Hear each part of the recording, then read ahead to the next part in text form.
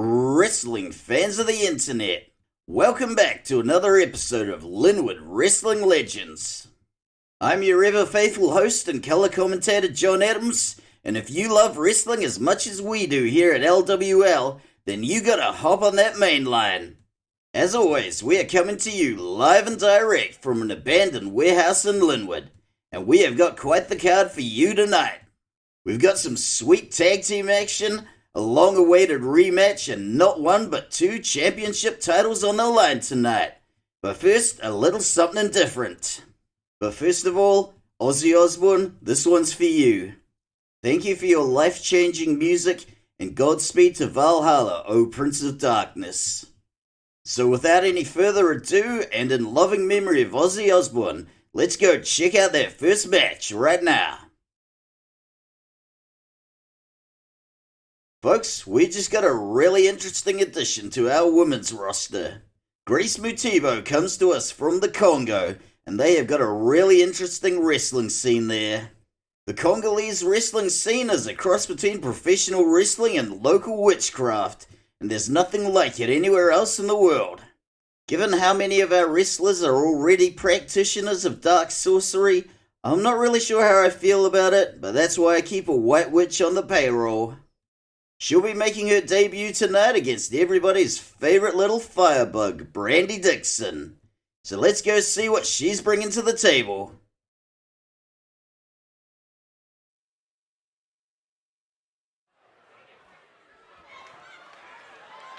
The following match is scheduled for one fall. Introducing first, from Libertyville, Alabama in the United States, and accompanied by her manager, Leatherface Lindy Dixon, the Firebug, Brandy Dixon. Oh god, it's Leatherface Lindy again. Gruesome, isn't she? We all saw her little performance last week, and I'm starting to think it explains a hell of a lot about her daughter Brandy. Our little firebug Brandy already has a very difficult time just trying to obey the very basic rules we have at this promotion. One can only imagine how much worse she'll be with her leathery old hand puppet of a mother egging her on and rewarding her bad deeds. If nothing else, it should make for some very memorable highlights.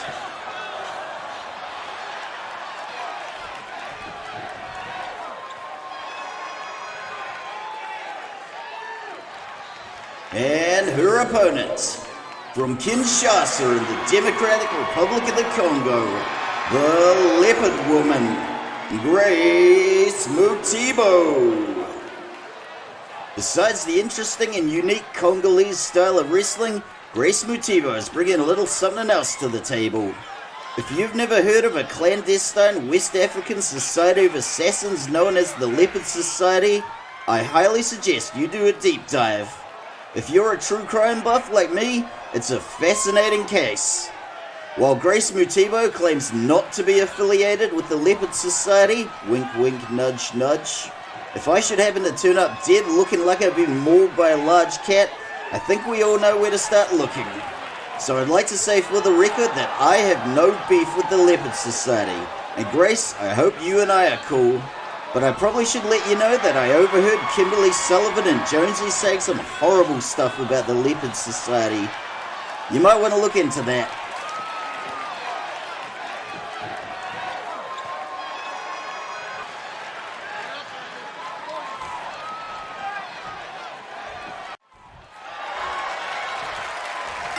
Referee Henrietta Sorensen rings the bell, and we're off to a flying start with a flying Superman punch. Brandy Dixon scoops in, gets the roll up and the pin, and a kick out before the one. And I don't know about any of you folks, but I absolutely do not trust Brandy's leathery old hag of a mother just standing there. She's either planning something or trying to steal something, and either way, it's no good for anybody else. The Leopard Woman firing back with a salvo of strikes and a stalling mat slam. Grace is pulling Brandy up, and what is she planning? She grabs her by the scruff of the neck, but Brandy is powering out. Brandy looking to end this match early with another early pin, but that does not go the way she wanted it to. The kinetic chess game begins and our cameraman Ernie still has no idea how to remove those funny looking circles. And just what the hell was Leatherface? Oh my god, she's removing the turnbuckle pad. Brandy going for a slingshot move off the apron and nobody home. Round and round we go and Brandy goes straight into the exposed turnbuckle and the leopard woman hits the leg drop. Leatherface Lindy's removal of the turnbuckle pad comes back to bite her in the ass. So let's see that again. Unless Leatherface Lindy was trying to teach Brandy an important life lesson here, this was a scheme that went horribly wrong. Brandy Dixon pays the price for her mother's meddling, and Leatherface Lindy is not happy about that. Is this going to be a war of words that escalates? A little firebug's back on her feet, and we got another game of kinetic chess. Brandy seems to be getting the upper hand here, but is her mother's meddling going to ruin it like everything else? Let's find out. Round and round we go, and Brandy is really wrenching that headlock. Brandy gets the advantage, and the leopard woman goes flying. Brandy takes her eye off the ball, and someone's rumbling. And look at that clothesline. Brandy Dixon looking pretty pleased with herself at this stage. For what reason, we can only speculate. The leopard woman goes flying and now it's her turn to eat the exposed turnbuckle. Now that was nasty. But you know what else is nasty? The sight of Brandy's mother picking up dirty old cigarette butts outside this warehouse, like she did 2 hours ago. And that bulldog. That was pretty nasty too, and I'm gonna say, like mother, like daughter.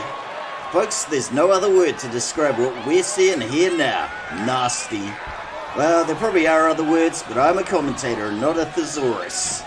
So let's stick with nasty now, and round they go, and Grace goes back into the exposed turnbuckle. What did I tell you, folks? Nasty.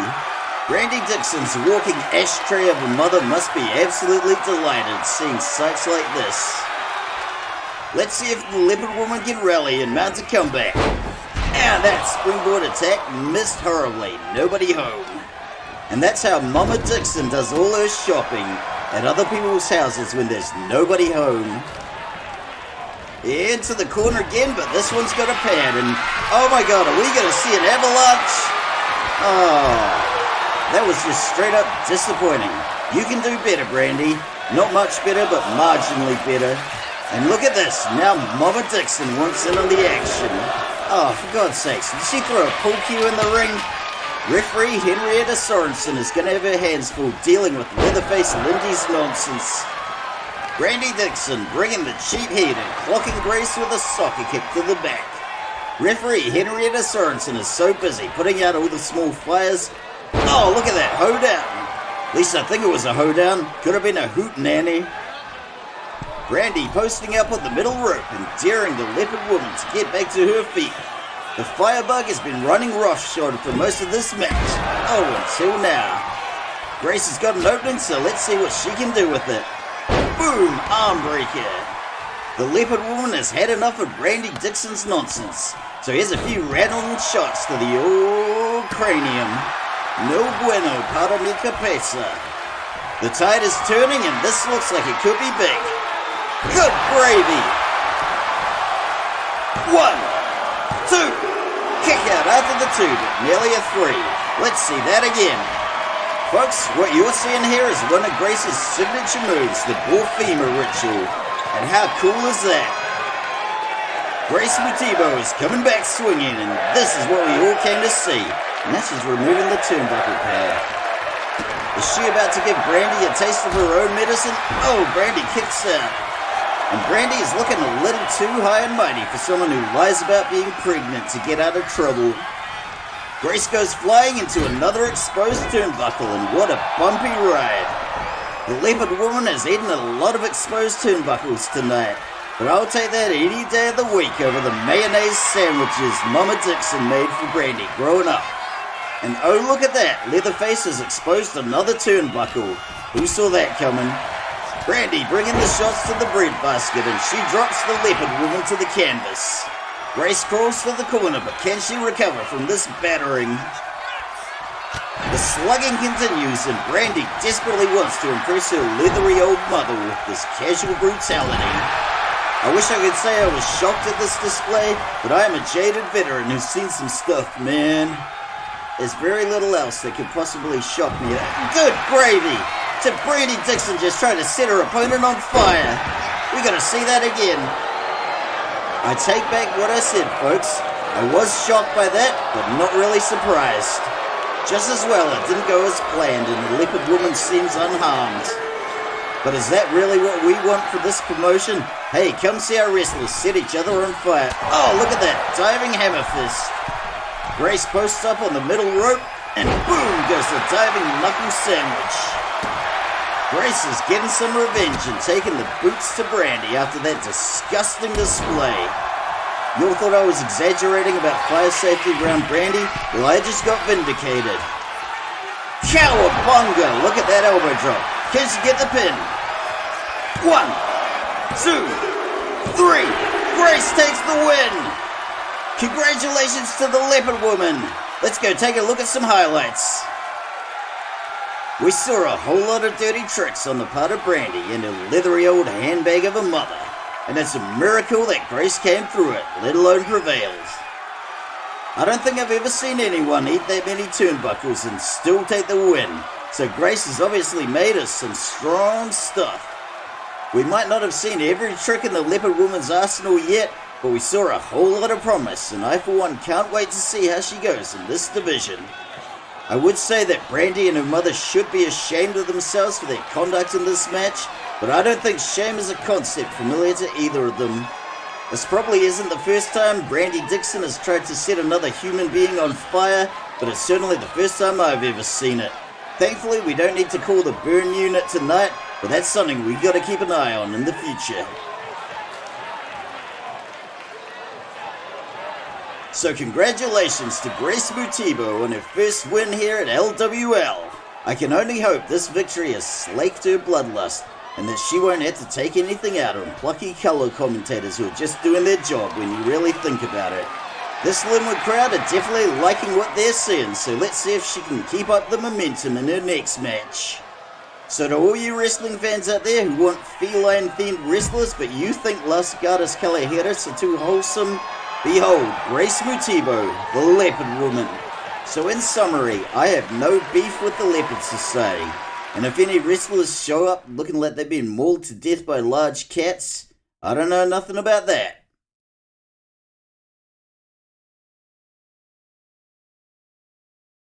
Alright folks, off we go into the next match. After many weeks of speculation, it is finally official. Homeboy Love Shark is the new member of the After Dark Express. And tonight there'll be... something's kicking off backstage. Let's go take a look.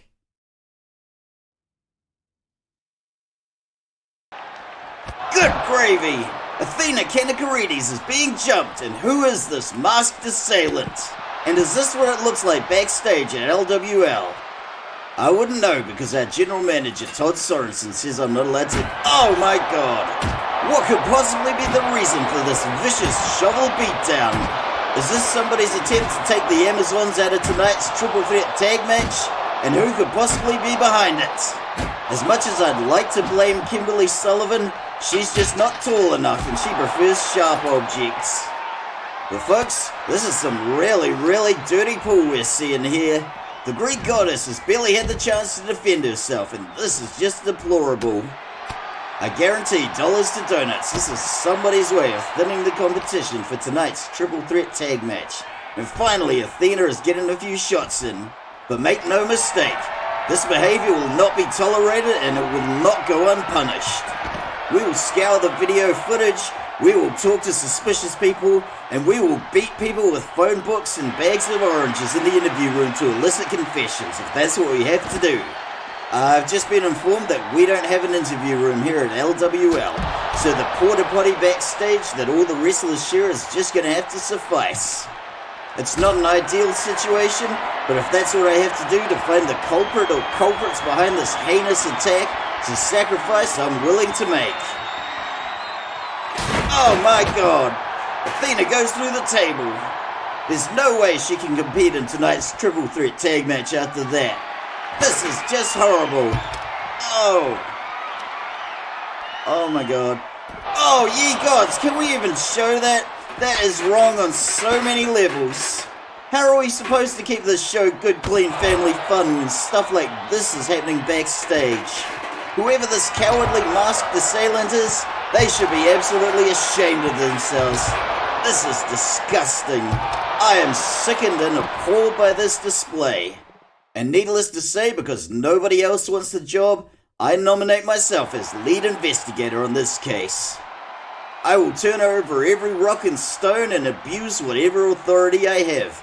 And I will not rest until the culprit behind this attack is brought... Oh, for God's sakes, don't show that again. How are we supposed to broadcast that? Oh God, I can't take any more of this. Can we just go to the next match, please? Folks, I don't know what to tell you. After that horrific display we just saw backstage, it's a little hard for me to get back to the wrestling at hand. But then again, as the man said, the show must go on. We will keep you posted on any updates with Athena's condition, but for now, let's get to the next match. Homeboy Love Shark is officially a member of the After Dark Express, and we're about to see what they got for us with this new lineup. Can the Violator deliver without his BFF, John Dog Adams? And can Homeboy Love Shark deliver in a tag team environment? We're about to find out as they face the Urban Legion. The winner of this match will become the #1 contender and will go on to challenge Los Satanicos for the Men's Tag Team Championship. Let's head on down to ringside and see how this one shakes out.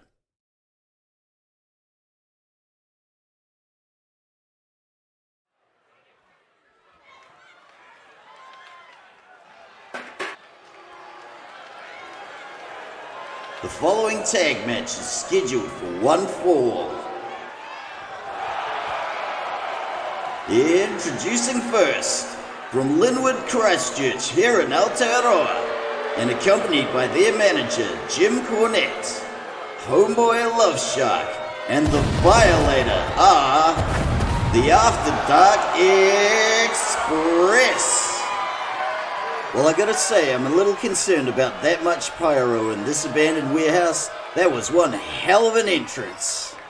And I also gotta say, I am feeling those snazzy new shirts.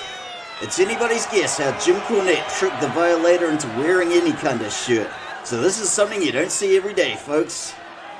This is the After Dark Express 2.0, and with Homeboy Love Shark in the mix, we are gonna see a whole new dynamic. I guess the question on everybody's mind is, can they replace a high flyer like John Dog Adams with a powerhouse like Homeboy Love Shark? And can they still make it work with the Violator? We're about to find out. And I'm pretty sure I saw one of the Violator's relatives at the wrestling match I attended on Saturday. Sure, it was a ram's head hat and he didn't wear it to the ring, but the resemblance was uncanny.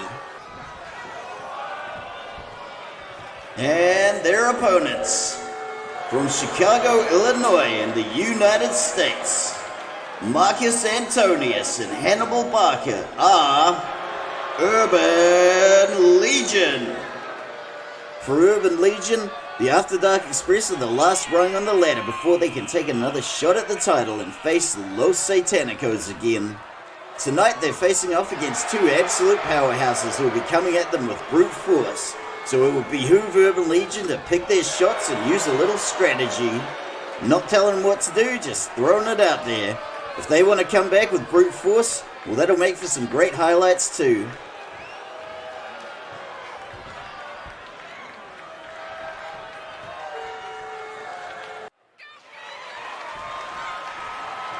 Referee Chad Remington rings the bell and the Violator comes in with the lead. Oh, for God's sakes.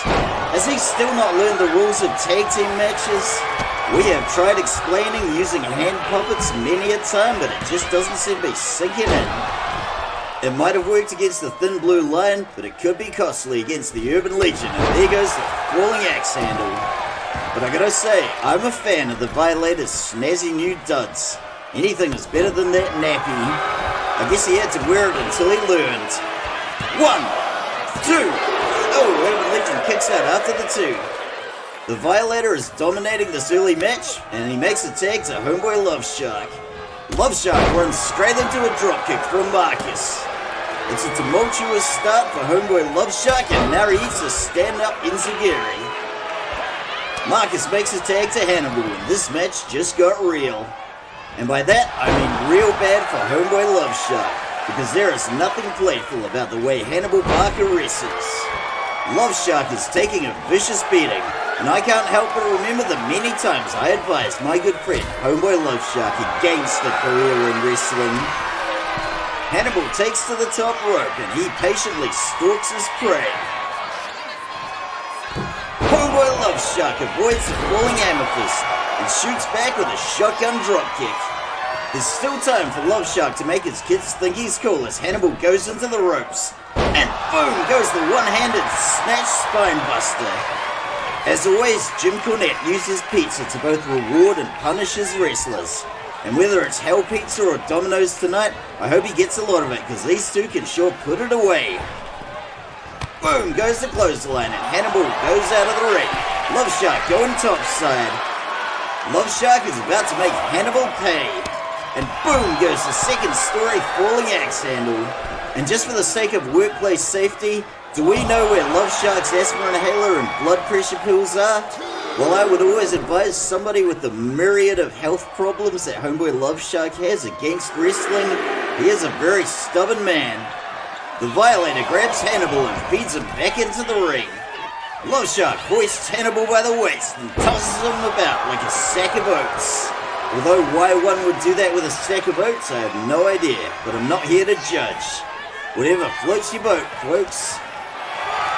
Homeboy Love Shark and unleashing the raw power, trying to crush Hannibal with a bear hug. Can Hannibal power his way out of this one? Oh, he's elbowing his way out with shots to the head. And boom goes the bell clap. Clothesline from Hannibal lays him out. Tag gets made to Marcus. And Love Shark's still got a little aggression left and he's happy to share. Up and over he goes.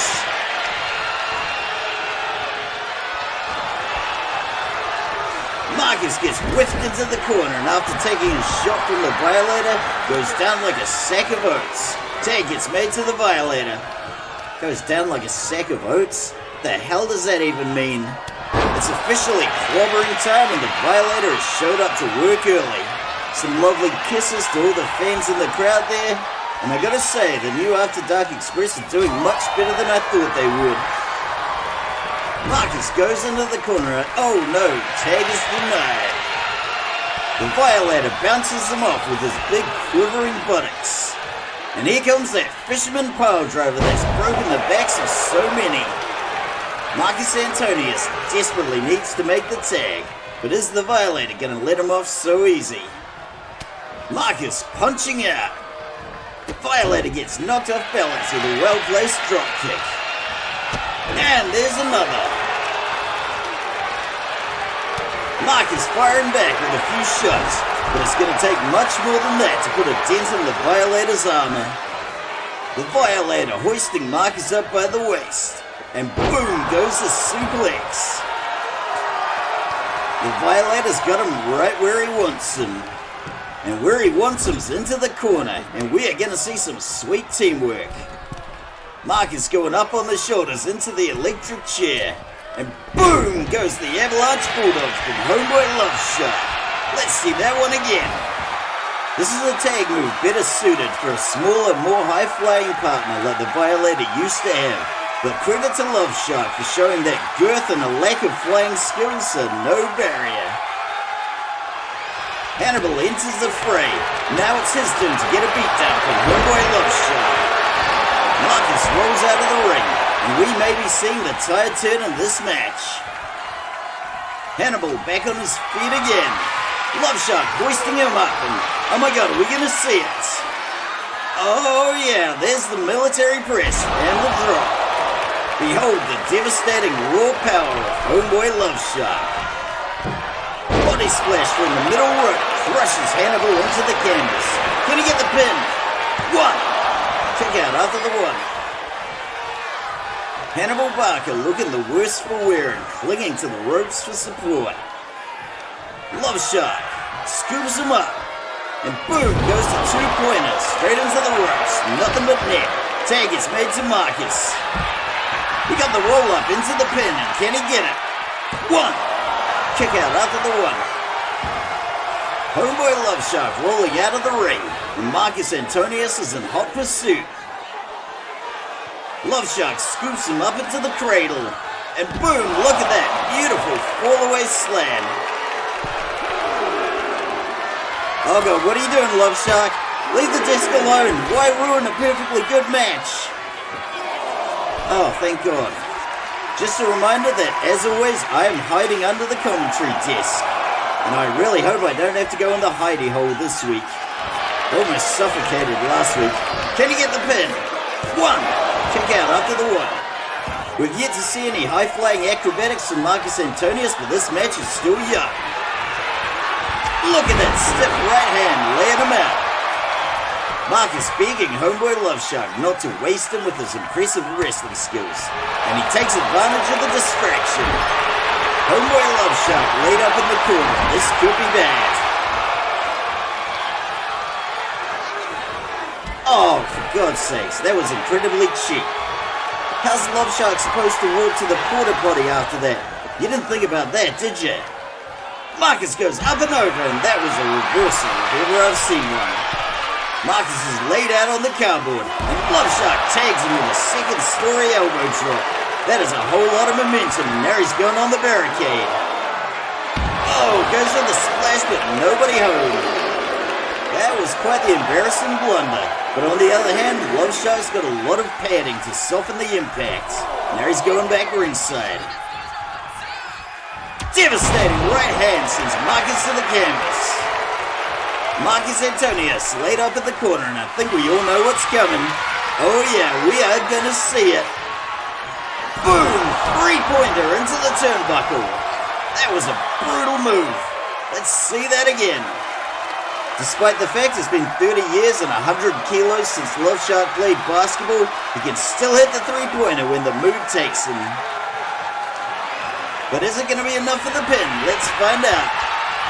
One. Hannibal breaks up the pin. So far, this is going pretty well for the new After Dark Express. Urban Legion better think of something if they're going to have a hope in hell of winning. Oh, look at that. Tag denied. Oh, he's got him in the sleeper hold. Can Love Shark power out of this? Oh, yes he can with a stunner. Marcus gets whipped back into the corner for another try, and we're going to see some teamwork. Nothing fancy here, just a cheeky little assisted kick. As always, the Violator has proven to be quite the tough nut to crack. And now it's his turn to shoot another two-pointer into the ropes. Marcus clinging to the ropes for dear life. But the Violator is not letting him out that easy. For anybody skeptical about the new After Dark Express, we are seeing some pretty good stuff here tonight. The Violator going for a bear hug. Marcus punching out. And he knocks the Violator back. Sneaky little attempt at a trip, and the Violator is not happy. All the begging in the world won't save you from the wrath of the Violator, and into the corner he goes. Oh my God, are we going to see an avalanche? Apparently not, but that's probably for the best. We don't want a repeat of what happened with Brock Lesnar on the Big Show. Or do we? That would make a hell of a clip. And just a reminder to any parents in the crowd, be sure your children have been fitted with the muzzles we provided at the start of the show. If your child is not wearing a muzzle, they will become the property of Linwood Wrestling Legends, and their little hands will be very busy indeed in our Linwood sweatshop making the merch. Linwood Wrestling Legends does not condone child labor or sweatshops, and there is no sweatshop in Linwood. And if there is, that's nothing to do with us. Your beef is with the folks at IKEA. And if the good folks at IKEA made their tables in our hypothetical sweatshop, maybe those tables wouldn't collapse from one tiny little suplex. Just saying. Oh, we're gonna see it again. Ooh, there goes the Avalanche Bulldog. We got the shuck and jive from Homeboy Love Shark, and Marcus Antonius is in another precarious position. but not as precarious as the position you'll be in if you don't like and subscribe. How are you going to find out about the next show if you don't?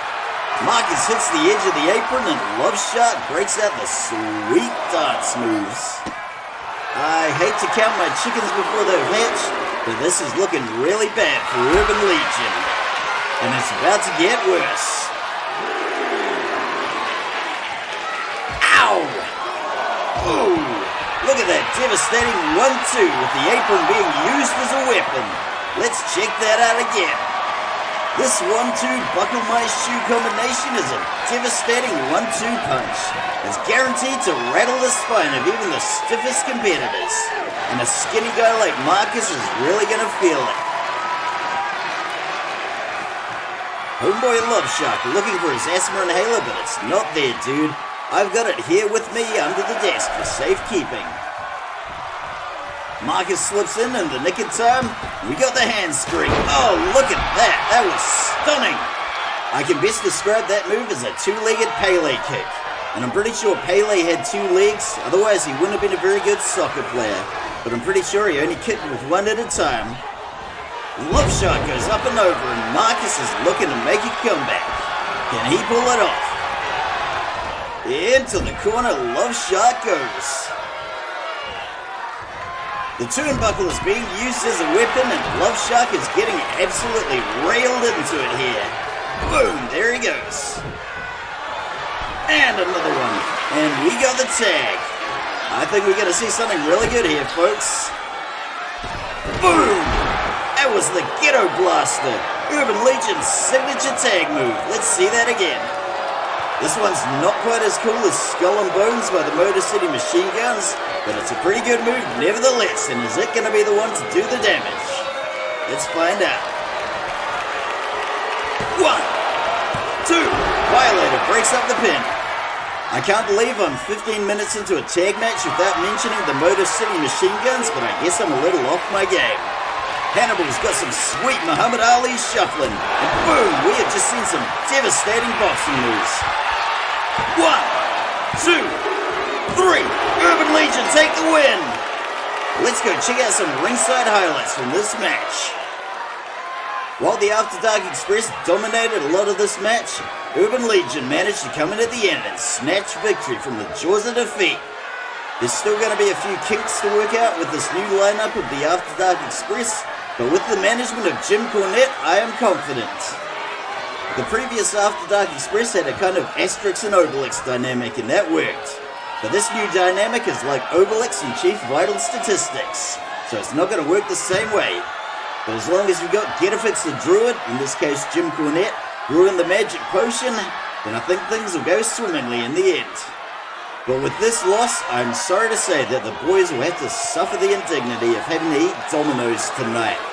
It's a brutal punishment and a hard lesson, but I'm hoping they'll learn from it and do better next time. One can only imagine the absolute devastation these two will inflict upon the shared porta potty after eating Dominoes. It really doesn't bear thinking about. But if you want to eat food with slightly less diuretic qualities than Dominoes, why not hit up the concession stand? We make no guarantees about food hygiene, but we're still better than Dominoes, and that, my friends, is an LWL pinky promise.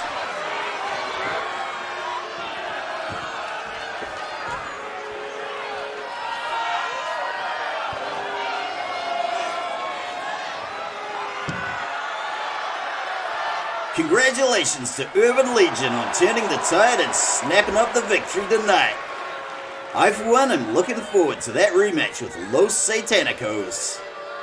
This is an Urban Legion that, much like the Roman Legion, has learned from its mistakes, adapted, and improved. So who knows? Maybe we'll be seeing new men's tag championships sometime soon. You just never know your luck, and as always, never say never in the wrestling business.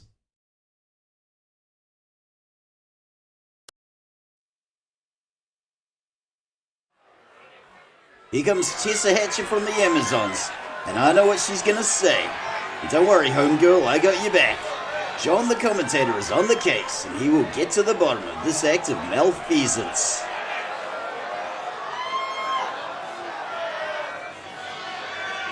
You're right about that. That is some bull sugar, alright. Hey, might I remind you that John the commentator is on the case? Oh, that is a bold claim. Have you got any evidence to back that one up? As far as I'm concerned, it's still too early in this investigation to be cutting these kind of promos. Let's just tread carefully here, Tessa. Oh, Shazam. But are you really sure you want to rile the Coven? They have magic powers.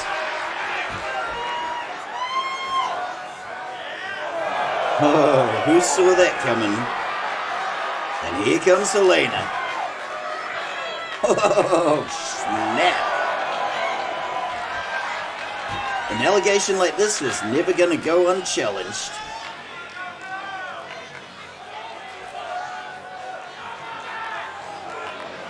You know what, Helena? I believe you. And not just because I'm terrified of you. She's got you there, Tessa. This really is not the Coven style. Hexes and curses, absolutely, but not a beatdown. Oh, now you've gone and done it.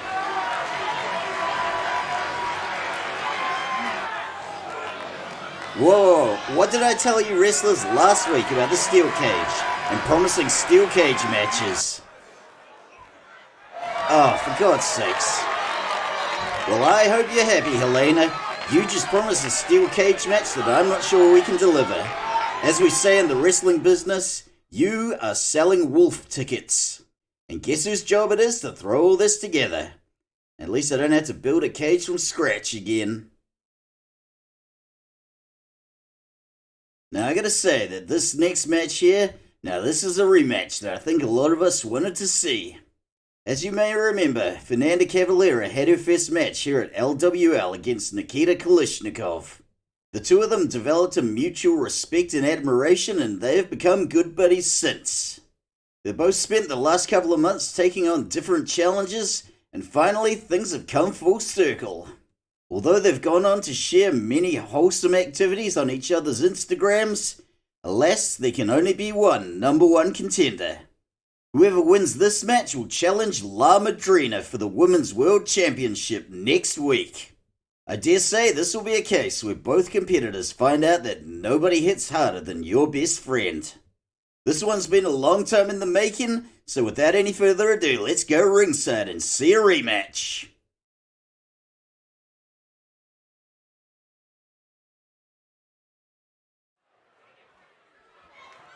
The following match is scheduled for one fall. Introducing first, from Sao Paulo, Brazil, the Queen of the Rotor, Fernanda Cavalera. Now this right here, this is going to be one hell of a match. Both of these wrestlers are an absolute credit to our promotion. And I am in one of those difficult situations, much like Yuri Kalishnikov and Jerome Scott. I don't know who to cheer for, because I'm a big fan of both of them. Either one of these wrestlers will be a phenomenal champion, but at the end of the day, I think it's going to be us, the wrestling fans, who are going to be the winner on the day.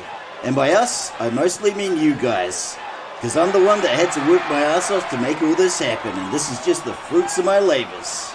And by that, I mean I had to construct a steel cage from scratch.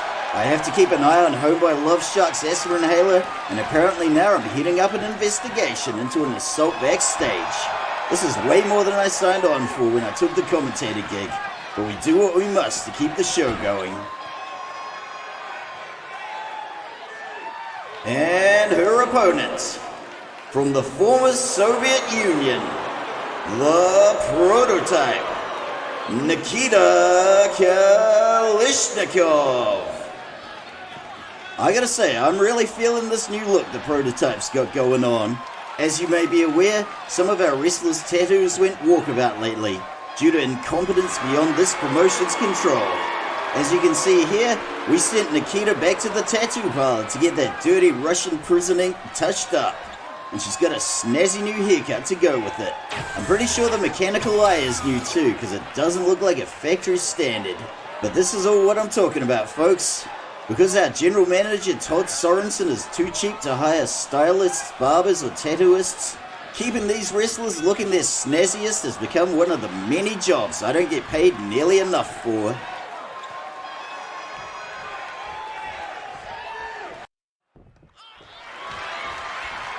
Referee Tom Herb rings the bell.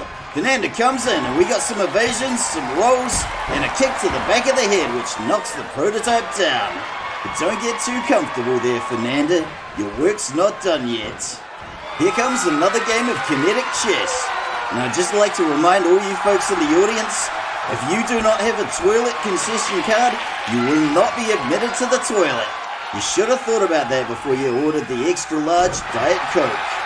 If you do not have a toilet concession card, you'll have to share the porta potty that the other wrestlers use. And you do not want to use it after the violator. I'm telling you that much. I might think that charging for the toilets is a scumbag move, but apparently it's my job to enforce the rules around here. Fernanda looking to do something topside, but she gets knocked off her perch. And you know what rhymes with perch? Merch. Go buy some. Fernanda is busting out the Cavalera kicks, and this is a truly dazzling show. Just look at that kick. Showboating might be the way they do things in the Capoeira Roda, but here in the squared circle, pride often comes before a fall. Nevertheless, she is a big hit with this Linwood crowd, and we gotta roll into a code breaker. Going for something off the springboard, and good gravy, look at that moonsault. This is why we love the Queen of the Roda. Fernanda looking to make something happen topside, changes her mind and changes her mind again. Prototype comes back in and, with the leg drop. Think she still kind of grazed the prototype though, so not a total loss.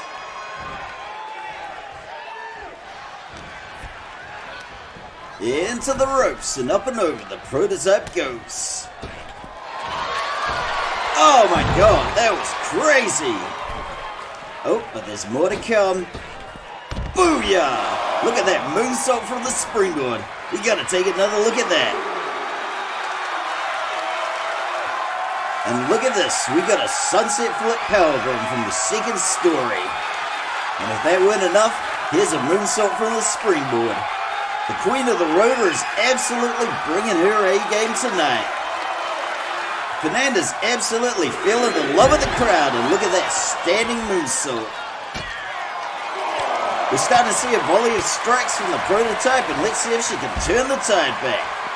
And folks, believe me when I say that if it were not for the other two matches to come, this would absolutely be the main event. The prototype posting up in the corner and saying, bring it on, but it has very much already been brought. And we got a cheeky hip snap to finish it off. And if anything, so much it has already been brought that we're running out of space to put it. But as long as you can keep it away from my announcing, good gravy, where the hell did that spinning kick come from? That was brilliant.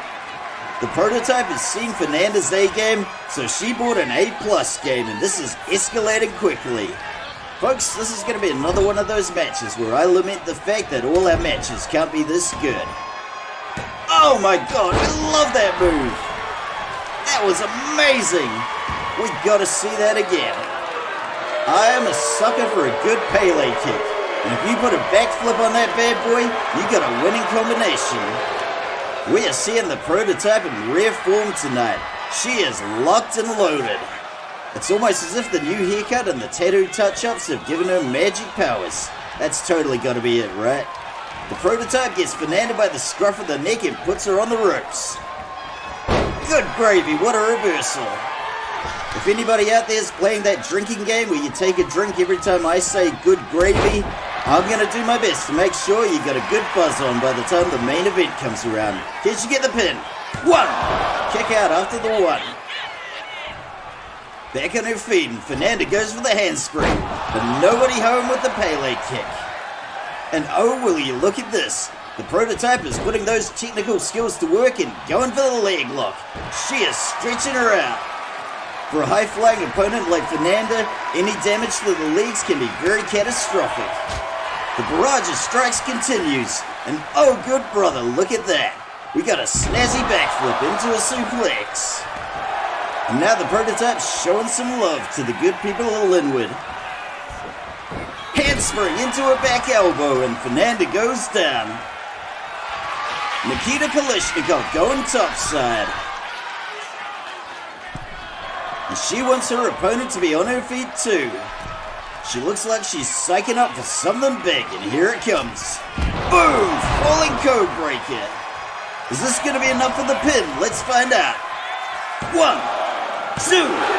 Kick out after the 2. That's getting closer. I've got a feeling this is the calm before the storm. Oh my god, I can't believe we just saw that. Fernanda hits the rotor kick. Can she get the pin? 1, 2. Damn, that was cutting it close. But let's see that amazing rotor kick again. This is something straight out of the Brazilian martial art of Cavalera, and it is truly a sight to behold. This crowd in Linwood is absolutely electric, and that's a good thing, because if they were acoustic, you'd have trouble with resonance, and you might not hear them too good. And shout out to the 2 or 3 people in the world that understood what I was waffling on about there. Fernanda goes for the trip off the rebound, but the timing just did not come together. Fernanda punching out. Nikita catches the kick. Boom! The spinning heel kick sends her to the mat. The prototype is not done yet, and she wants to make her opponent go the distance. Oh, good gravy. Are we going to see it? 1 Barbachka. 2 Barbachkas. 3 Barbachkas. That was Nikita's signature Barbachka roll, and she is shushing Fernanda's cries for help. Let's see that again. Here at Linwood Wrestling Legends, we promise you more Barbachkas per show than any other wrestling promotion, and that, my friends, is an LWL pinky promise. A person might come back from 1 or 2 Barbachkas, but how do they come back from 3? And now the prototype looks like she's going for a figure 4 leg lock.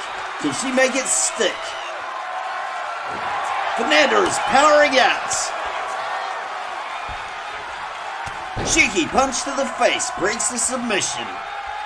Queen of the Rotor is coming in hot. The prototype goes into the corner. Boom goes the spear tech. Oh my god. Look at that. That was badass. Nikita Kalishnikov is not the only one who wants to make her opponent go the distance. And the Queen of the Rotor says bring it on. Nailed with the rolling thunder kick. The prototype struggling to stay up, and she is leaning on the ropes for support.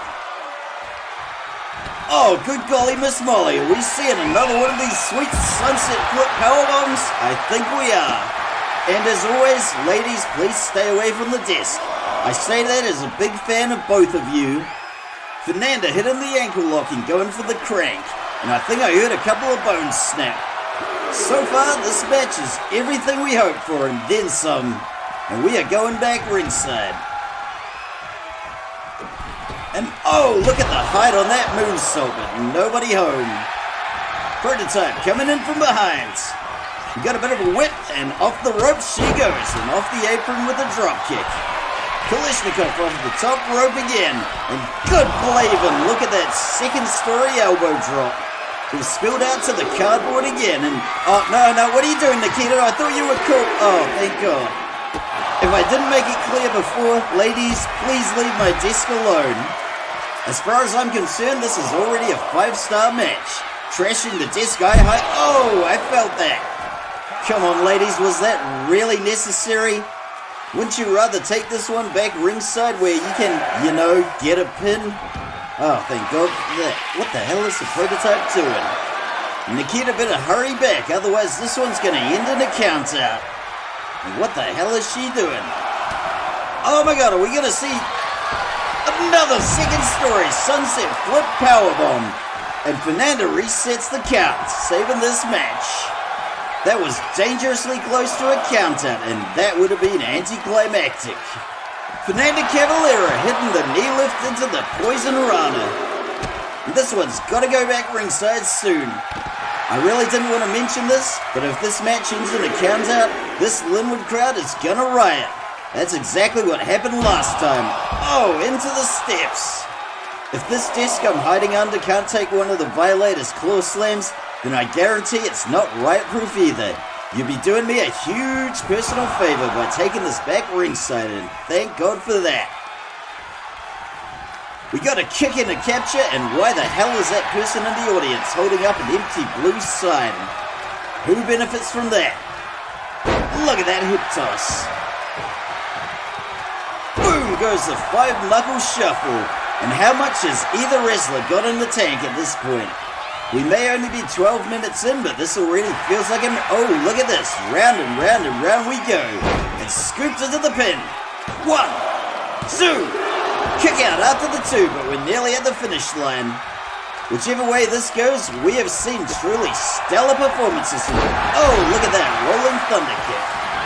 Fernanda Cavalera desperately crawling to the corner to pull herself up. This is looking pretty dire. And oh, good golly, Miss Molly, I think we're gonna see it. Here it comes. Boom! The Viliovka leg slice. Another trick from the many in Nikita Kalishnikov's bag. Let's take another look. How does someone even come up with this move in the first place? This is genius. I can't believe we are seeing all this tonight. I know I use this phrase all the time, but these two wrestlers have put on an absolute clinic tonight. Fernanda gets the rebound. We almost saw another rotor kick there. And boom goes the sit-up mat slam. Now Fernanda Cavalera is going topside. This could be big. Good gravy, look at that. My Portuguese is a little rusty, but Fernanda calls this one the Esperal Descendencia. Is this going to be enough for the pin? 1, 2, 3. Fernanda Cavalera takes the win. And what did I tell you folks before? This was one hell of a match. And oh, what are we seeing here? Oh my god, good sportsmanship. How refreshing. Fernanda, I will be absolutely rooting for you when you take on La Madrina next week. And Nikita, we are expecting very big things from you too.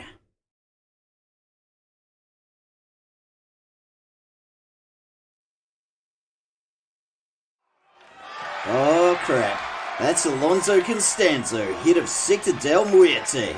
Nothing good can come of this, and I always get a chill down my spine every time he walks in the room. What could he possibly want now? Besides blood for his Nganga, obviously. Oh god, it's just gonna be one of those promos. It must really eat him up to know that he's the only member of Sector Del Muerte to never have a championship. And I'm just speculating here folks, but are his big plans for the women's tag division involve an assault on Athena Kanakaridis backstage? This promo is both terrifying and delusional in equal measures. I got a bad feeling this promo will be on some true crime podcast to show where it all began. Oh, what do we got here? Oh yeah, you done it now, Alonso Constanzo. You, my friend, are about to get serious comeuppance. Yuri Kalishnikov's English still isn't that great, and while we can't afford a translator, we can put the Russian words in red. I'm sorry, but that's the best we can do on our budget. Sometimes we've got to work with what we got. And what Constanzo and his goons have got is a Siberian blizzard that they are about to get buried by. Couldn't happen to a nicer guy. Oh, you done crossed the line now. And there's another Russian word in red. When a man like Yuri Kalishnikov tells you that with his 1,000-yard stare, you'd best believe it. There are some lines you just don't cross, and Constanzo just ran over it screaming. Oh, hell yeah, Linwood deathmatch. We haven't had one of these in ages. Unless somebody's a cowardly suka. Did I say that right? Oh yeah, folks. Next week it is on like Donkey Kong. And fellas, thanks for not putting me on the hook for another steel cage match that I'm not sure I can deliver. A Linwood deathmatch is absolutely in our wheelhouse, and we will be seeing that next week, but thank you for not selling any wolf tickets. Alright now, here we come to the first of our 2 championship matches. At 1158 days, the frost giant Ymir has reigned over our men's division longer than the Roman Emperor Caligula was in power. Many have lined up, but so far nobody has crossed the line. But are we about to see the title change hands with the arrival of the Gallo Glass, Hamish Gunn? Thus far, Ymir has yet to be defeated, but if all that changes tonight, we are going to see a dramatic change in the landscape of our men's division. So without any further ado, let's fire this bad boy up, go ringside, and see us a championship match.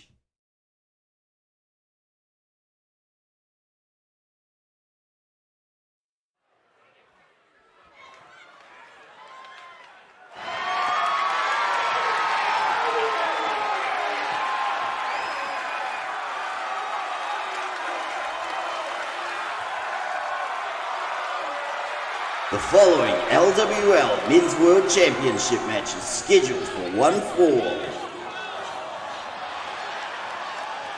Introducing first our challenger, from Wick, Scotland, the Gallo Glass, Hamish Gunn.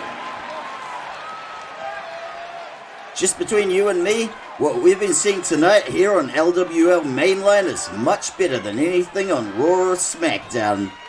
I don't really care if you believe that, I'm just gonna say it over and over again and eventually I'll gaslight you into believing it.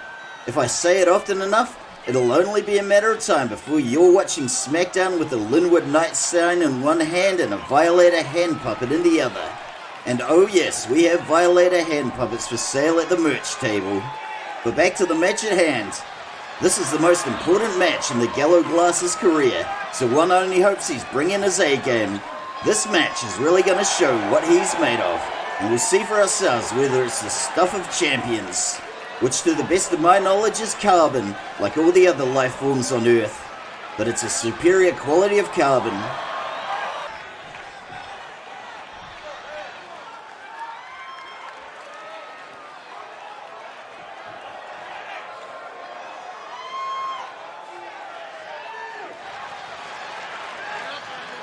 And his opponent, and current LWL Men's World Champion, from Bergen, Norway, the Frost Giant, Ymir. Even Pepperidge Farms doesn't remember a time when this guy wasn't the champion. I know I don't. I don't even remember who he took it from, and quite frankly, I'm too lazy to look it up. Do your own damn research, people. I'm not here to insult your intelligence by spoon-feeding you everything, because here at Linwood Wrestling Legends, unlike some promotions, we will never insult your intelligence. After all, you made the very smart decision to watch this show.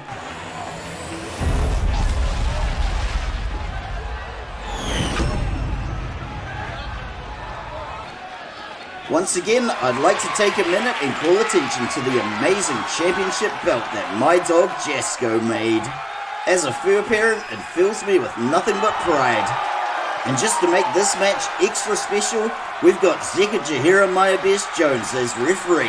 We haven't seen him for quite a while, but he is back. So welcome back, Zeka Jeremiah Best Jones, and thank you for being the cherry on top of this already delicious Sunday. And if you're watching this match on a Sunday, you should be ashamed of yourself. It came out on Tuesday and you've had 5 days. What are you even doing with your life? And that's coming from a middle-aged man who puts on a weekly glorified puppet show on the internet and bounces material off his dog. So take it for what it's worth. But just look at that belt. Who wouldn't want that? And if you want my boy Jesco to design your championship belts, you're out of luck, because I got him under exclusive contract.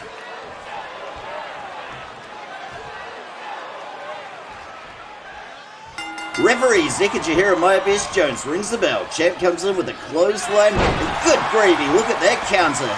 If this is a sign of things to come for this match, we may indeed see a title change hands tonight. It's going to take a lot to put a dent in the Frost Giant's armor, but I get a feeling the Gallo Glass is willing to put in the work. Boom, look at that mat slam. It's not going to be an easy job, but the Highland Scots have been making lemonade out of lemons for centuries. It's kind of their thing. Believe it or not, haggis was invented because there were perfectly good animal parts left over in a hunt, but they would spoil by the time they got home. So they needed something they could cook up on site, and haggis was what they came up with.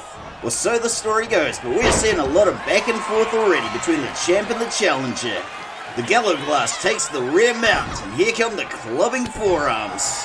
And just a reminder to all you kids, don't try any of this stuff at home. It'll look way cooler if you do it off the jungle gym at school.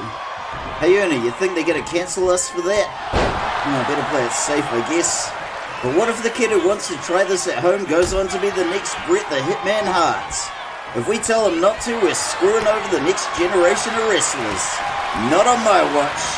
The Gallo-Glass cranking the headlock, and there's a punch to the face. We got another rear mount, some pinned arms, and here come the clubbing forearms again. And I gotta say, so far, the Gallo-Glass is really showing us something tonight. But then again, this match is still young. The Gallo-Glass coming in hot. And there's the reverse forward slam. And isn't that just a backward slam when you think about it? I'll let you be the judge.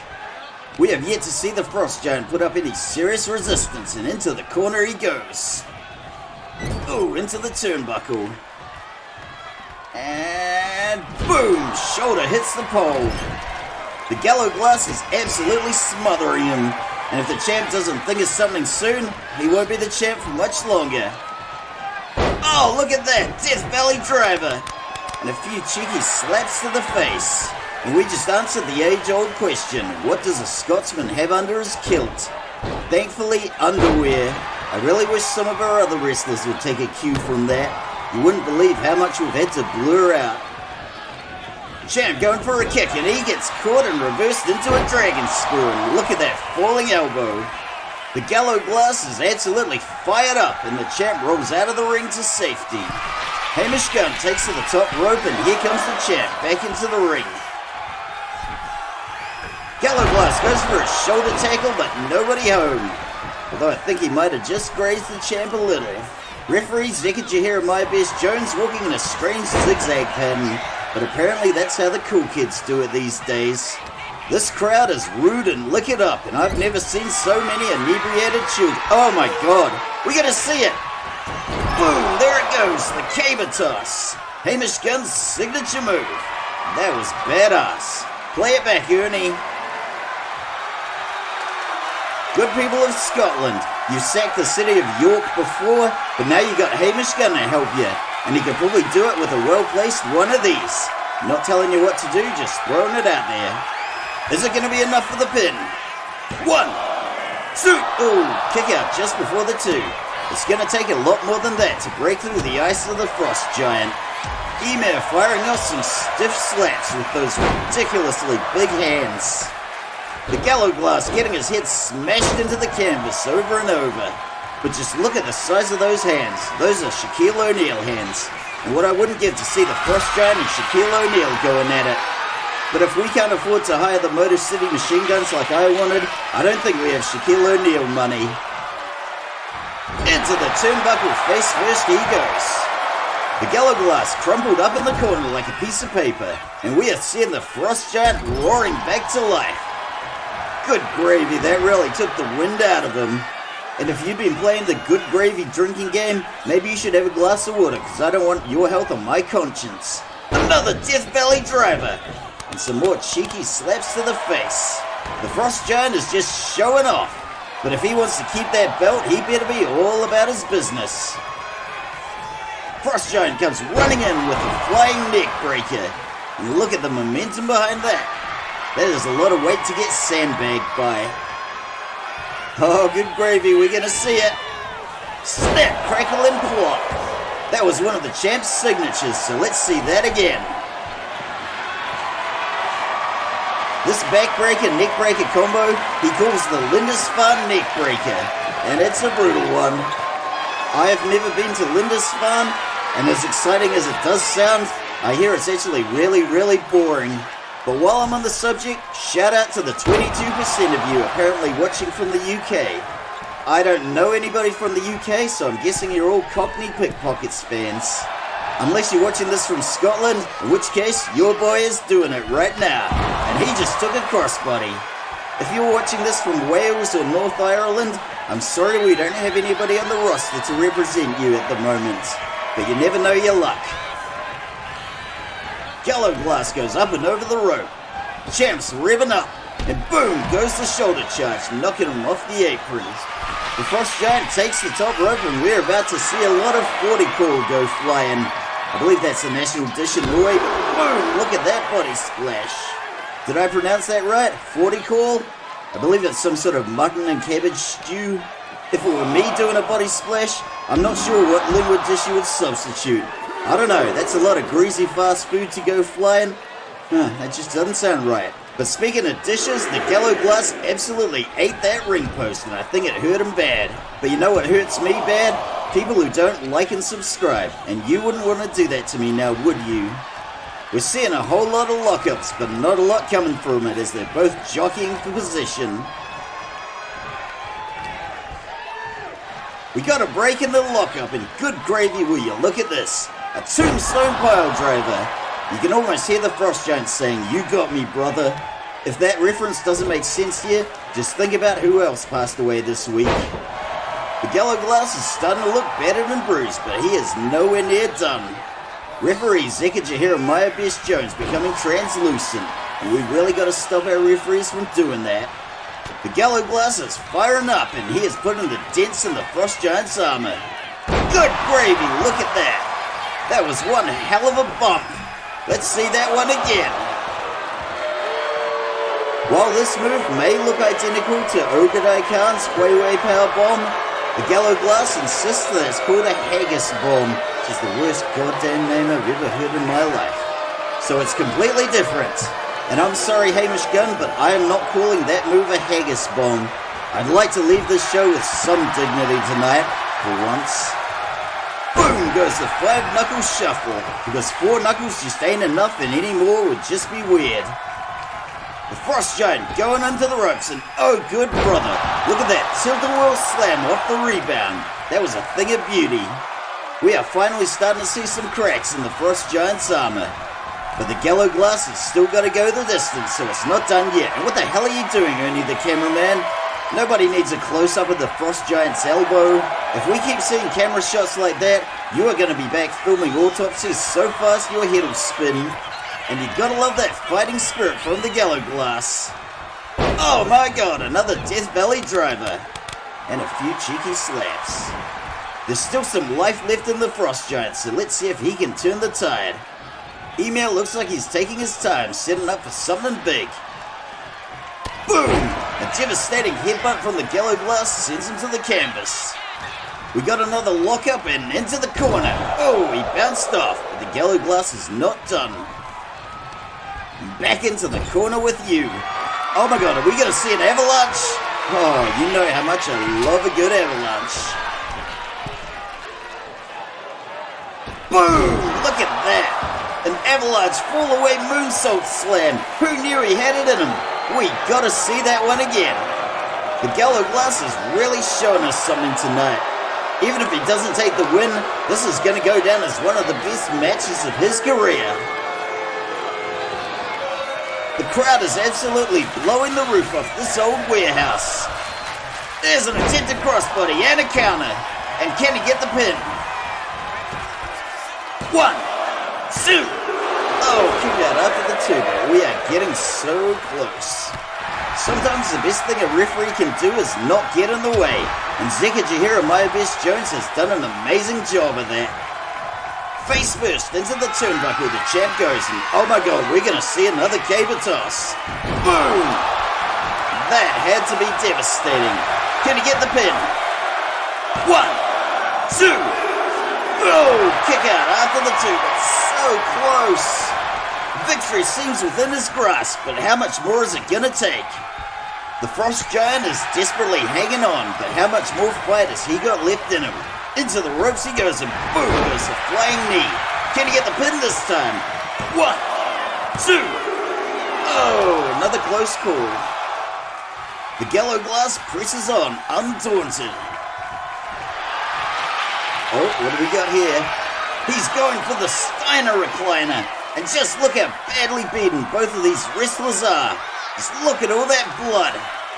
And can he make the Frost Giant tap? Ymir powering out with an elbow strike. This match has really gone the distance, but how close are we to the finish line? The Galleglass is starting to look a little winded. And now it's his turn to post up in the corner. And, oh my god, are we going to see another avalanche? It's not even my birthday. Oh, this is going to be sweet.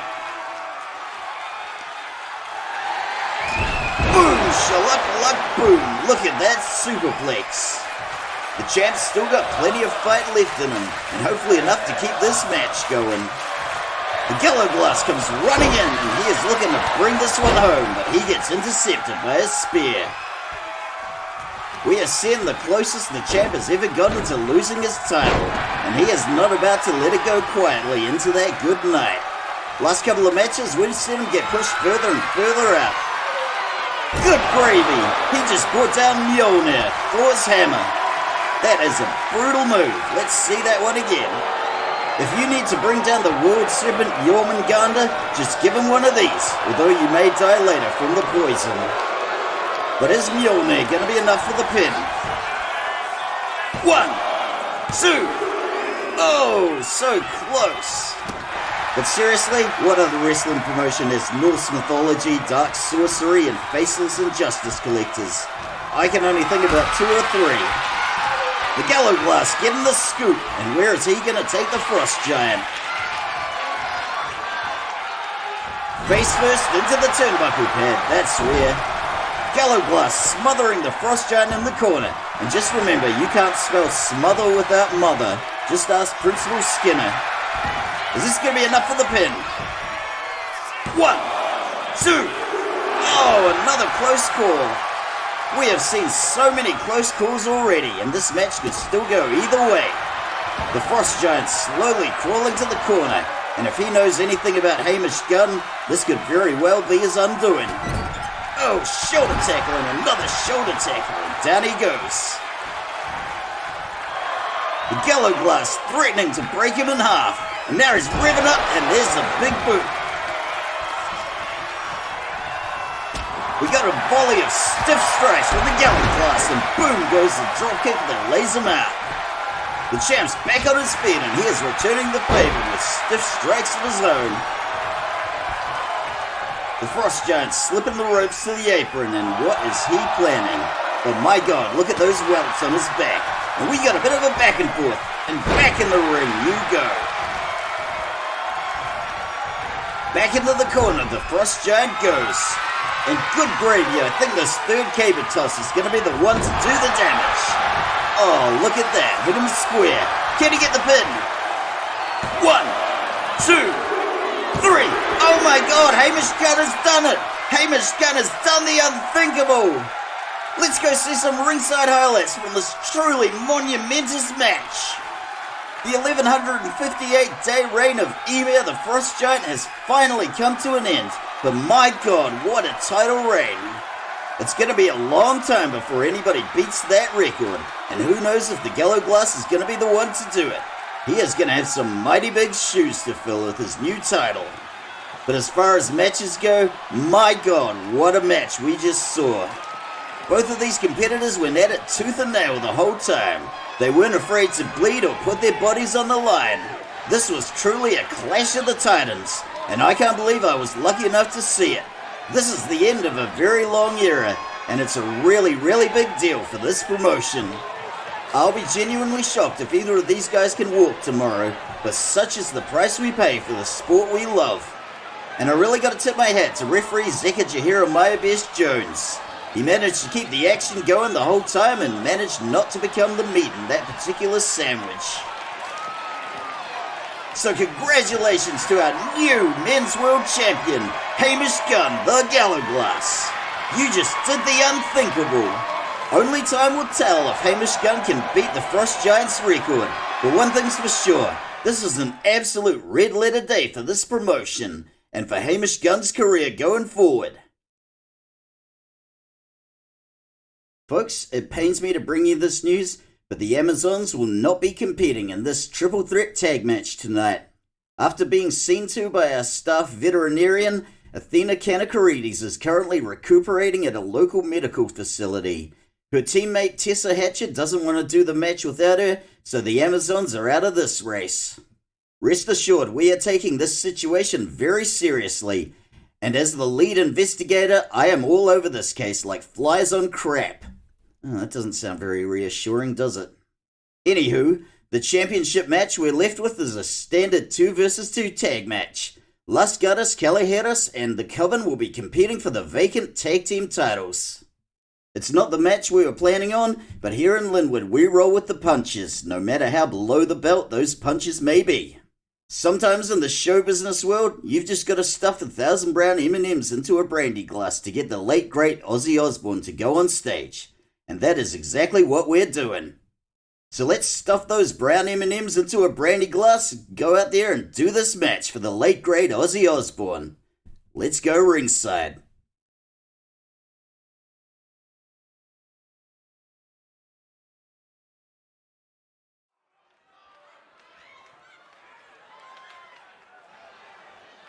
The following LWL Women's Tag Team Championship match is scheduled for one fall. Introducing first our challengers. From Guadalajara, Mexico, Catalina and Tabitha are Las Gatas Callejeras. I gotta say, it's always a treat to see Las Gatas back in action. Besides the fact that they are great luchadors with amazing teamwork, they are just so fun and they are probably the most wholesome wrestlers we've got in this promotion. At least I hope they are. If I found out they were into some P. Diddy type stuff with baby oil and freak-offs, I think they would just break my little heart. But thankfully that's probably not the case. These are very strange circumstances that we find the kitty cats in. While they were originally an afterthought to the Coven vs Amazon's title match, now they've got a legitimate chance at the championship. Ain't that a funny thing? We've already seen one title change hands tonight, and who knows? We may see another. Let's see if these kitty cats have the good luck to land on their feet.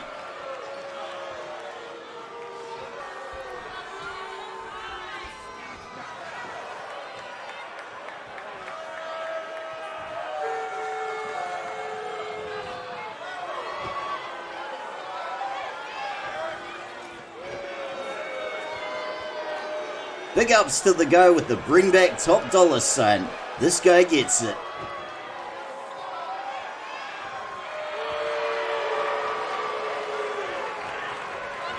And their opponents, and current LWL Women's Tag Team Champions, from Salem, Massachusetts in the United States, Xenia, Shawnee, and Helena are the Coven.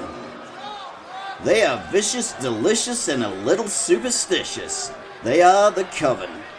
Tonight, Xenia and Shawnee will be taken to the ring with Helena acting as manager. Although Helena is still very much a member of the Coven, there's been a lot of talk about her trying a singles run. When you think about it, it's actually a pretty smart idea. It would allow the Coven to snaffle up all of the women's title belts. And frankly, anything that keeps them out of the hands of Secta del Muerte, I'm all for. I may have to look this up, but I think we are the first wrestling promotion in history where a champion has lost their title after being blamed for the boss's violent diarrhea. If you can think of another one, please tell me in the comments. But that said, I don't think... Hey, you with the Fire John Adams sign there. Not cool. Security! As I was saying before I was so rudely interrupted, I don't think the Coven had anything to do with Todd Sorensen's diarrhea. And although it's still early on in the investigation, I'm confident they had nothing to do with the assault backstage on Athena Kanakarides. Hey, security, there's that sugar weasel with that sign again. What the hell are we paying you for? I swear to God, I'm going to start another investigation to find out who's behind those signs. I'm going to be all over this one like flies on crap.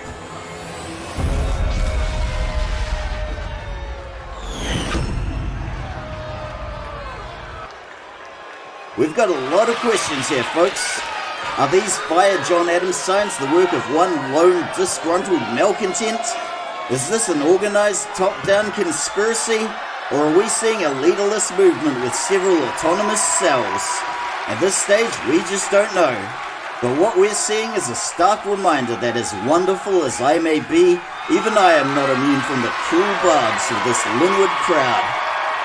Having won those magnificent title belts that my dog Jasko designed so recently, I'd say the Coven will be reluctant to relinquish them tonight, especially to a team like Las Gatas Callejeras, who were thrown into this match at the last minute because our general manager Todd Sorensen wanted to make an example of the Coven. But it's reassuring to know that our referee, the incorruptible Chad Roomington, will be keeping an eye on the proceedings. Referee Chad Remington rings the bell and good gravy. Tabitha runs in with a float over Liger Bomb and goes for the pin. Las Gatas wasting no time and we got a leg drop off the springboard. These kitty cats did not come to play tonight. Shawnee's back on her feet and firing off the strikes. And this is where Shawnee excels as a wrestler. I got a bad feeling we're going to see some blood real soon. But this beatdown is not complete, no siree Bob. Shawnee punishing Tabitha for coming out hot. Whatever advantage Las Gatas had at the beginning is slipping away, and we are coming onto an even keel. Shawnee getting down to business with a twirl and a clothesline from the back. Oh, for God's sakes, there's that guy with the sign again. How am I supposed to call a wrestling match when there are malcontents in the audience calling for my dismissal? And how about that DDT? Do you think Gorilla Monsoon or JR had to put up with this crap? I'm sure Pat McAfee did, but he had it coming. And Tabitha goes into the corner. Shawnee is really playing with her food here and just bouncing Tabitha back and forth off the ring posts. Oh, look at that, a suplex off the rebound. Now that was cool. Let's see that again. After seeing Shawnee's wrestling during the time she's been here, I've developed a healthy fear and respect for her, and this is one of the many reasons why. Tabitha going for the tag, but can she make it? Oh yes she can. And Xenia's tagged in too, so we got fresh blood. Catalina lays her out with the clothesline. And all of a sudden we're seeing a lot of missed shots. Good gravy, did she just throw Xenia into referee Chad Remington? I'm sure that was an accident. Now Catalina's against the ropes and out she goes. Oh, Xenia's psyching up for something big. Good gravy, look at that, a dropkick through the ropes. That was badass. Let's see that again. I don't think I've ever seen Xenia pull off this move, but I gotta say, I'm a fan. 2 thumbs up. I love it when wrestlers get creative. The action's spilling out onto the cardboard, and let's see where this goes. That potty mouth isn't going to help you win the match, Xenia. What would your mother think? We all know what Brandy Dixon's mother would think, but nobody should look to her as anything other than a cautionary tale. And here's another tale for you.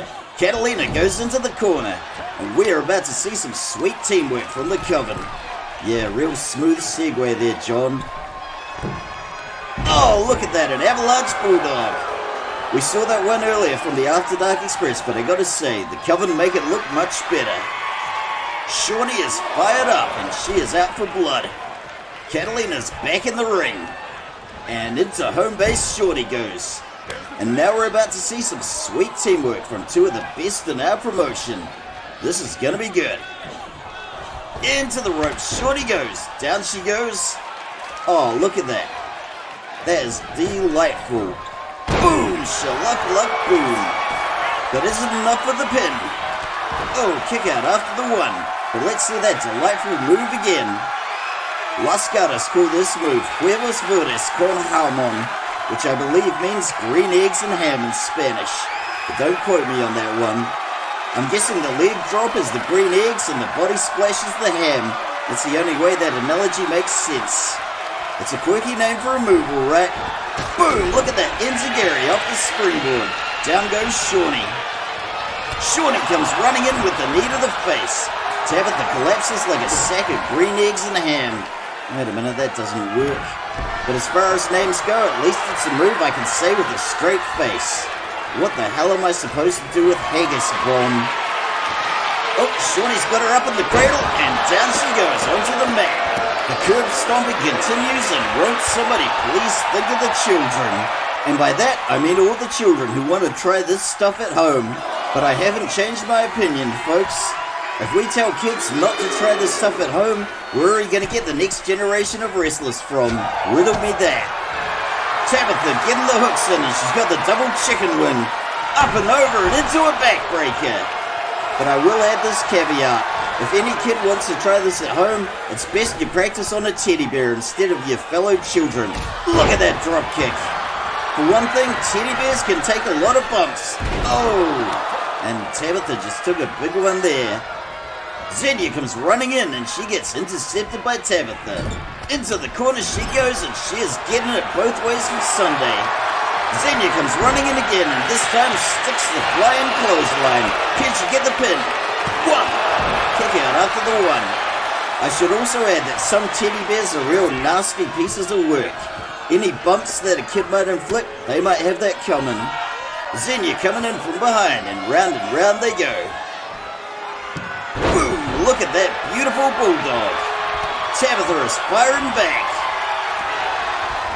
And boom goes the suplex. Now I'm not saying that all teddy bears are nasty, abusive pieces of sugar, but there are enough of them out there to make the stereotype valid.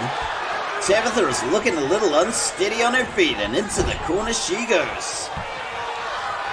And again. Going old school on the ropes and look at that. Tornado DDT. That was beautiful. Although we might be pining for the triple threat tag match that never was, we are seeing some really good stuff so far.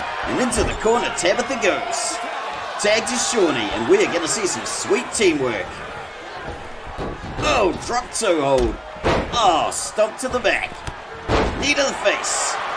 We are seeing all the hits. And let's see them all again.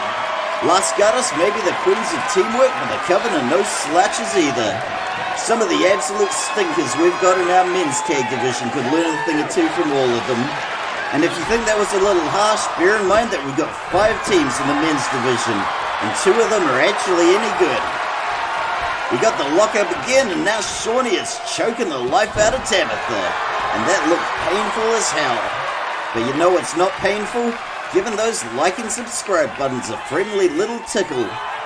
Shawnee's not done yet, and one way or another, she came here looking for a scrap. Into the ropes, Tabitha goes, and Shawnee with the German suplex on the rebound. Shawnee says it's all over like a 4-leaf clover, but I think the best is yet to come. I wouldn't be saying that if this were a men's tag match, because that division is an absolute sugar pit of mediocrity. Shawnee's got the scoop, and where is she taking Tabitha? I got a bad feeling this one's gonna spill out onto the cardboard. Nope, we're going straight into the ropes. But most importantly, I am safe and sound under this announcer's desk. Tabitha had better make that tag soon, otherwise this match is gonna be over quick. Into the corner she goes. And we're about to see some vicious, delicious, and superstitious tag work from the Coven. Shawnee with the suplex and Xenia with the tope atomico. That was badass. This seemingly limitless bag of tricks is one of the reasons the Coven are the... Oh, come on. That's not very sporting. Oh, for God's sakes. This is the kind of crap I would expect from the men's division, and I am disappointed to see it here. And thankfully, Tabitha is making her pay. You should be ashamed of yourself, Xenia, and now Tabitha is going to make you pay with a submission. Let's see if she can make... Oh, Xenia rolls out. There goes the spinning head scissors and Tabitha goes flying. It's safe to say the gloves are well off in this match. And it's only going to get as ugly as Leatherface Lindy from here on out. Oh, sick burn. Tabitha grabs her by the scruff of the neck and up and over the ropes she goes onto the cardboard. Xenia's back on her feet, getting back into the ring. And here comes the payback. Breaker, breaker, we got a code breaker to the face. This Linwood crowd is absolutely loving it and they want more. Xenia, of course, is happy to oblige. Tabitha is being beaten from pillar to post here and back into the corner she goes. Oh, good golly, Miss Molly, she's got her on the tree of woe. And now comes the boot to the throat. Tabitha rolling out of the ring, and Xenia says bye-bye. This match has swung squarely in the Coven's favor, and is there any coming back from Las Gatas? This match has been incredibly rough on Tabitha. She is getting to her feet. And she is getting jumped outside the ring by Shawnee. Technically it's legal, but it's still kind of a scumbag move. Are we seeing the Coven starting to hit below the belt out of desperation? Shawnee takes an Irish whipping and into the ring she goes. And here comes Tabitha. We got a rather snazzy roll up into a pin, but she did not get the count. It's open season on the Coven and Tabitha is letting the shots fly. Ymir has taken an absolute clobbering and she is stunned against the ropes. Into the ropes she goes. That one did not go as expected, but how about that springboard enziguri? Just a little victory from the jaws of defeat. And there's a tag to Catalina. After seeing what Xenia did to her best friend, Catalina is gonna want some payback, and here it comes. Into the corner, Xenia goes. And we are gonna see some more sweet teamwork from Las Gatas. Look at that, sliding drop kick and a snazzy little victory dance. Let's see that again. If we can't afford the Motor City machine guns, then I consider ourselves really lucky to have these two, because their teamwork is top notch. But the fun's not stopping there, folks. Tabitha with the gator roll. And boom goes a spinning mat slam. That looked painful. Can she get the pin? 1, 2. Oh, that was so close before Shawnee broke it up. Tabitha's looking for an up and over. Xenia gets a reversal and a sweep off the feet. Tabitha has taken a Mick Foley level of punishment here tonight. And it's only going to get worse as Shawnee enters the ring. Nothing fancy here, just a straight up choke to squeeze the life out of her, and a little headbutt to cap it off. Apparently there is no slaking the bloodthirst to Shawnee, and here comes another brutal beatdown. Shawnee looks like she's setting up for something big, and this could be very bad news indeed. Oh, Tabitha reverses. Look at that, Hurricane Rana off the springboard. That was badass. Shawnee's not out yet and she gets the trick. Here comes another beatdown. Tabitha is bleeding pretty profusely at this stage. We see if our staff veterinarian throws in the towel. Although she's probably not gonna, because she's an absolute sadist who gets off on these kind of displays. I swear, this promotion is just one big magnet for all the sadists, sociopaths, and miscreants of the world. Maybe one day we'll find out why. Oh, look at that! He had spiked into the corner of the apron. That was brutal. I've got no idea how much more punishment Tabitha can take. If she's got any sense about it, she'll make the tag to Catalina ASAP. Shawnee's posting up on the apron and down goes the falling axe handle. And ladies, stay away from my desk. Oh, come on. That's just brutal. But just look at all those blood stains appearing on the cardboard. We're going to have to get a whole lot of new cardboard. And that's going to be a whole lot of pizzas. But as long as it's Hell Pizza and General Manager Todd Sorensen's paying, that's a sacrifice I'm willing to make. Oh, Shawnee resets the count and saves this match. We almost had a count out there and that would have been disastrous. The last time we had a count out was at last March's disastrous PLE. And we all know how that ended. But mercifully, we are back ringside and let's see if Tabitha can make that much needed tag. Oh, come on. Oh, for God's sake, Shawnee, you know better than that. Tabitha hits the suplex. I am not liking those attacks on Catalina, and it seems to reek of desperation. Tabitha gets a clothesline, and out of the ring, Shawnee goes. But my God, look at all that blood. Was that from this match, or was that there when the match started? Who can tell? We've been seeing a lot more blood in our matches lately, and I'm guessing this is exactly how the Linwood crowd wants it. And how about that stalling fisherman suplex? And I gotta say, Tabitha has been an absolute champ, just taking beating after beating, and she keeps coming back. And I'm sorry, Shawnee, but that was just petty and childish. And you had that coming. Boom! Look at that Spanish fly! Just look at the condition Tabitha is in. She is gonna need some serious veterinary attention after this match. Into the corner goes Shawnee. Oh, we've seen the tag, and oh my god, I think we're gonna see it, folks. Here it comes. This is exciting. Wait for it. Boom! That was the 9 Lives elbow drop. Las Gatas Callejeras' signature finisher. If that doesn't mean that's a wrap for this match, this was certainly the first nail in the coffin. And this, folks, is teamwork making the dream work. But is it going to be enough for the pin? Xenia breaks it up before the 1. After running roughshod on Tabitha for all this time, the Coven are finally getting some comeuppance. And Shawnee's back in the corner, and here comes some more sweet teamwork. Boom! And boom! We got 2 kicks in stereo. Tabitha's going high risk, high reward, but this is where Las Gatas excel, so this has got to be good. Shawnee is desperately crawling to the ropes, and she manages to avoid the aerial assault for... Oh! I spoke too soon.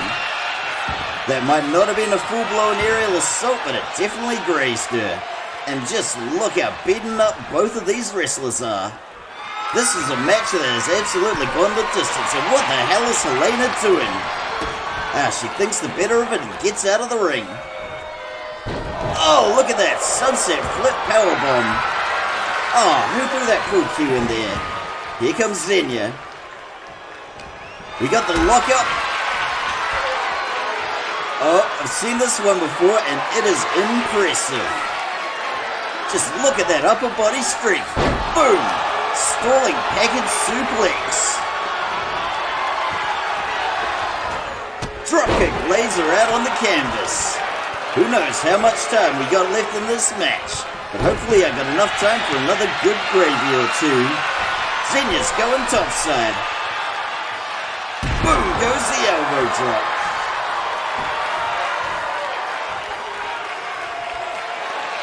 Xenia gets her over the shoulder, but we got a reversal into a neck breaker. Tabitha is ready to take this thing home, and I got a feeling whatever comes next is gonna be big. Oh, we got the gator roll. Into the mat slam. Is that gonna be enough for the pin? 1, 2, 3. Las Gatas take the win. We have new champions. Let's go see some ringside highlights from this brilliant championship match. The Kitty Cats came into this match as the underdogs, but they saw an opportunity and by God, they took it. But the Coven did not hand them an easy victory.